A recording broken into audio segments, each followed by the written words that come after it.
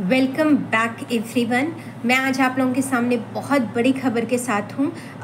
9 मार्च तक सीबीएसई ने छात्रों, शिक्षकों और अभिभावकों से सुझाव मांगे। 10वीं बोर्ड 2026 से 2 परीक्षाएं, पहली 17 फरवरी और दूसरी 5 मई से। अब इस चीज़ को ध्यान से देखिए।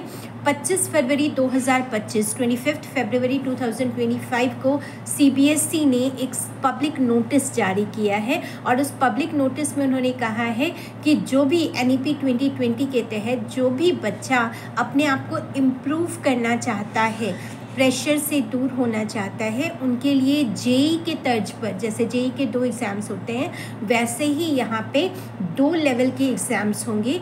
पहला एग्ज़ाम जो है वो फेब से लेकर 5 मार्च तक ख़त्म कर दिया जाएगा और दूसरा एग्ज़ाम जो है वो मई के 20 मई तक ख़त्म होगा, मई के फर्स्ट मई से 20 मई तक। Right, that means those who are appearing in the session 2025-26, this news is for them only, that from this session the board examination will be conducted twice a year. Draft already formulate हो चुका है, CBSE का जो official website है उसके ऊपर available है। Yet उन्होंने जितने भी स्टेक होल्डर्स हैं हमारे एजुकेशन सिस्टम के, जैसे टीचर्स हो गए, स्कूल्स हो गई, स्टूडेंट्स हो गए, पेरेंट्स हो गए, उनसे उस ड्राफ्ट के ऊपर उन्होंने अपना, उनके जो अभिभावकों के सजेशंस हैं, जो भी उनके पॉइंटर्स हैं जो उनको लगता है कि इम्प्रूव होनी चाहिए, वो सारे उन्होंने उनसे मांगे हैं। Till 9th of March, I repeat, till 9th of March जितने भी स्टेक होल्डर्स हैं एजुकेशन सिस्टम के, वो सीबीएसई के ऑफिशियल वेबसाइट पर जाकर अपने सजेशंस जो हैं उस पोर्टल में जाकर अपडेट कर सकते हैं। अब अपडेटेशन जो ड्राफ्ट फॉर्मुलेट हुआ है उसके अकॉर्डिंग क्या है कि स्टूडेंट्स जो हैं वो एग्ज़ामिनेशंस जो हैं वो 2 बार दे सकते हैं। अगेन उन एग्ज़ाम्स को 2 बार देने में भी 3 पॉइंटर है जो हम सबको ध्यान में रखना है। पहला पॉइंटर, जो बच्चा पहले पेपर में, जो फर्स्ट टाइम बोर्ड का एग्ज़ाम हो रहा है, that is from 17th of February till 5th of March, जिसका रिज़ल्ट जो है वो डिक्लेयर होना है by 20th April. I repeat the date once again, 20 अप्रैल को उसका रिज़ल्ट जो है वो डिक्लेयर होगा और उस रिज़ल्ट में अगर कोई बच्चा एक सब्जेक्ट में या सारे सब्जेक्ट्स में ही कम नंबर है या फेल हो रहा है, वैसे तो सीबीएसई फेल वर्ड यूज़ ही नहीं करने देती, कि कम नंबर आ रहे हैं एंड ही और शी नीड्स इम्प्रूवमेंट, तो वो सेकेंड पेपर इजीली दे सकते हैं। राइट, सेकेंड पॉइंटर है कि कोई बच्चा फेल नहीं हो रहा फिर भी उसको लग रहा है कि मेरे मार्क्स जो हैं वो सेटिस्फैक्ट्री नहीं हैं, तो वो भी उस एग्ज़ाम के लिए अपीयर हो सकता है। There is a choice of opting for both the examination. Compulsory दोनों एग्ज़ाम अभी तक सीबीएसई ने नहीं रखा है, ये सजेशंस पर डिपेंड करेगा कि इसको कंपल्सरी करना है या नहीं करना है, बच्चों की चॉइस है। लेकिन हाँ, पहला पेपर देना इज़ कंपल्सरी, दूसरा पेपर उनकी चॉइस है। तीसरा जो पॉइंटर था वो ये कि जो भी सब्जेक्ट बच्चों ने पहले पेपर में ऑप्ट किया है, there will be no scope for changing those papers, कि वो ऐसा नहीं है कि पहले में मैंने ये सब्जेक्ट्स लिए थे, दूसरे पेपर में भी मुझसे ये नहीं हो रहा तो मैं दूसरे पेपर में सब्जेक्ट्स चेंज कर लूँ। अभी तक के ड्राफ्ट फॉर्मुलेशन के अकॉर्डिंग आप सब्जेक्ट्स चेंज नहीं कर सकते। अब अगेन जो दूसरी इंपॉर्टेंट चीज़ है कि 20 अप्रैल को तो रिज़ल्ट आ जाएगा, तो क्या हमें हार्ड कॉपी ऑफ मार्कशीट्स मिलेंगी? नहीं, आपको हार्ड कॉपीज़ नहीं मिलेंगी। आप सबको पता है कि डिजी लॉकर बनाने के लिए सीबीएसई बार बार कह रही है कि आपने डिजी लॉकर्स बनाने हैं, तो आपको डिजी लॉकर के ऊपर जो सर्टिफिकेट है, पासिंग सर्टिफिकेट्स हैं, वो अवेलेबल होंगी।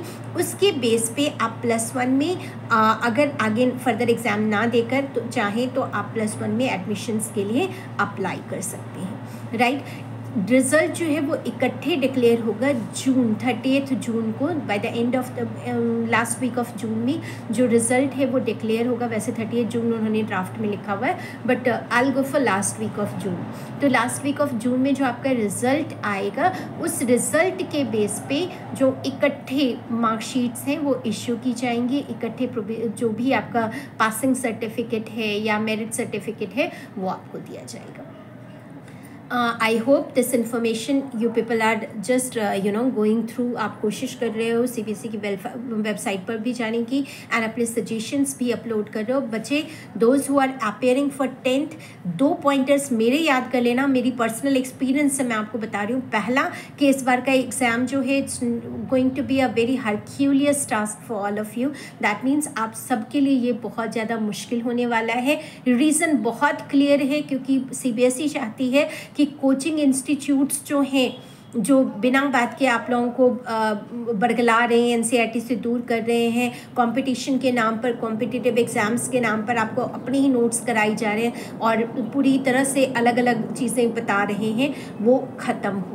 उनका मेन मकसद है कि बच्चे पहले NCERT तो क्लियर कर लें, कॉन्सेप्ट्स तो क्लियर कर लें, बेसिक्स तो क्लियर करें, तब जाकर वो फर्दर देखें. तो आप लोगों का कॉम्पिटेंसी बेस्ड क्वेश्चन बहुत ज़्यादा रहने वाला है. Analytical, critical, scientific approach, logical thinking, इन सब के ऊपर आपको अच्छी तरह से काम करना पड़ेगा. बेसिक नॉलेज, जो डीपर कॉन्सेप्ट क्लैरिटी है, उसके ऊपर काम करना पड़ेगा. एंड अभी ये वीडियो जारी करने का मकसद सिर्फ और सिर्फ बच्चे ये है कि आप लोगों के पास 1 साल का जो टाइम है वो 1 साल से भी कम है. फेब निकल गया, 17 फरवरी से वैसे ही एग्ज़ाम की डेट्स अनाउंस हुई हैं. मुझे लगता है इस बार 15 फेब से था एंड अगले साल भी कुछ इसी टाइप का होने वाला है. तो हार्डली आप लोगों के पास, मार्च में तो वैसे ही 9th के एग्ज़ाम्स थे, तो आप लोगों के पास 1 साल भी पूरा नहीं बचने वाला है. 9 से 10 महीने होंगे. उस 9 से 10 महीने को इतनी अच्छी तरह से यूटिलाइज़ कीजिए कि आपके पास और कोई सेकेंड ऑप्शन ना रहे, राइट. और फर्स्ट अटेम्प्ट में जो पहला बोर्ड का एग्ज़ाम है, आप इतनी अच्छी तरह से दीजिए कि आपको दूसरा बोर्ड एग्ज़ाम देने की ज़रूरत ही ना पड़े. I once again wish you all the best. इस जितनी भी पॉलिसी आ रही है, ये 25/2/2025 का जो पब्लिक नोटिस है, उसका सर्कुलर अभी एग्जैक्ट जो सर्कुलर है वो 9 मार्च के बाद निकलेगा. After 9th of March, after the suggestions holding from all those the stakeholders, they will be just releasing their own circular and all the data, all the dates, everything will be clear by that time. So wish you all the best. अभी से जिनके exams हो चुके हैं 9th के, please 10th को पढ़ना शुरू कर दो. और जिनके अभी 9th के एग्ज़ाम्स होनी है मार्च मंथ में, एक दिन भी वेस्ट मत करना. Utilise your time wisely.